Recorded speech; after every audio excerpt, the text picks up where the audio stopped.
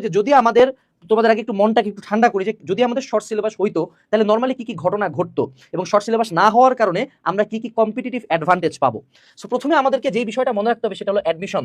যখনই short syllabus দেয় তখনই বুয়েট একটা উল্টাপাল্টা সার্কুলার দেয়, ঢাবি তার কোশ্চেন উল্টাপাল্টা কঠিন করে ফেলে, বিভিন্ন ভার্সিটি শর্ট সিলেবাসের বাইরে ফুল সিলেবাস থেকে কোশ্চেন দেয়। তো তুমি চিন্তা করো, তুমি মেডিকেলের প্রিপারেশন নিছো, পড়ে গেছো শর্ট সিলেবাস, কোশ্চেন শর্ট সিলেবাসের বাইরে দিয়ে রাখছে 10টা, তুমি ফলশ্রুতিতে চান্স পাইলে না। সো শর্ট সিলেবাস মানেই অ্যাডমিশনে তুমি একটা হার্শ ট্রিটমেন্টের শিকার হবা, যেটা ফুল সিলেবাস দেওয়ার কারণে তুমি হচ্ছ না। সো এবারকার অ্যাডমিশন সিজনটা 18 সাল 19 সালের দিকে যেরকম একটা স্মুথ ট্রানজিশন থাকতো সেই স্মুথ ট্রানজিশনটা থাকবে এবং আশা করা যায় যে তোমরা একটা স্ট্যান্ডার্ড ট্রিটমেন্ট পাবা।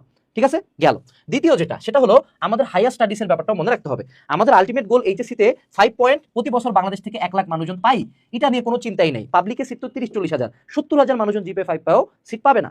কিন্তু এই যে 30-40 হাজার পাবলিকে পড়া মানুষজন, তোমরা হয়তো বা ট্রিপলি নিয়ে পড়বা, সিএসসি নিয়ে পড়বা বা আরো অ্যাডভান্স সাবজেক্ট নিয়ে পড়াশোনা করবা। তুমি চিন্তা করো একটা স্টুডেন্ট যে চুম্বকত্ব সম্বন্ধে কোনোদিন এক লাইনও পড়ে নাই, এক লাইনও জানে না, সেই স্টুডেন্টটা কি আদৌ হায়ার স্টাডিসে ট্রিপলি বা সিএসসির মতো সাবজেক্ট বা মেকানিক্যালের মতো সাবজেক্টে খুব ইজিলি কনসেপ্টগুলো গ্রাস্প করতে পারবে?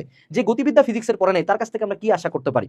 যে জ্যামিতিক আলোক বিজ্ঞান পড়ে নাই কিন্তু উল্টা পড়ছে আবার ভূত আলোক বিজ্ঞান, যে স্টুডেন্ট বিন্যাস সমাবেশ সম্বন্ধে জানে না, সে যখন ভার্সিটিতে স্ট্যাটিস্টিক্সের কোর্সে যাবে তখন সে স্বাভাবিকভাবে বেশ কিছু জায়গায় বুঝতে সমস্যা হবে। তোমাদের ইভেন সম্ভাবনা পর্যন্ত সাবজেক্ট থেকে বাদ দিয়ে দিছিল।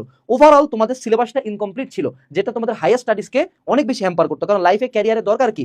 চাকরি পাওয়া দরকার, সাকসেসফুল হওয়া দরকার, নট এইচএসসিতে জিপিএ 5 পাওয়া। সো সেক্ষেত্রে হায়ার স্টাডিজে তোমাদের একটা স্মুথ ট্রানজিশন হবে, এই নিয়ে কোনো সন্দেহ নেই। বাকি ব্যাচগুলা ভার্সিটিতে পদে পদে যেখানে আটকে যেত তোমরা আটকাবা না। এর পরবর্তী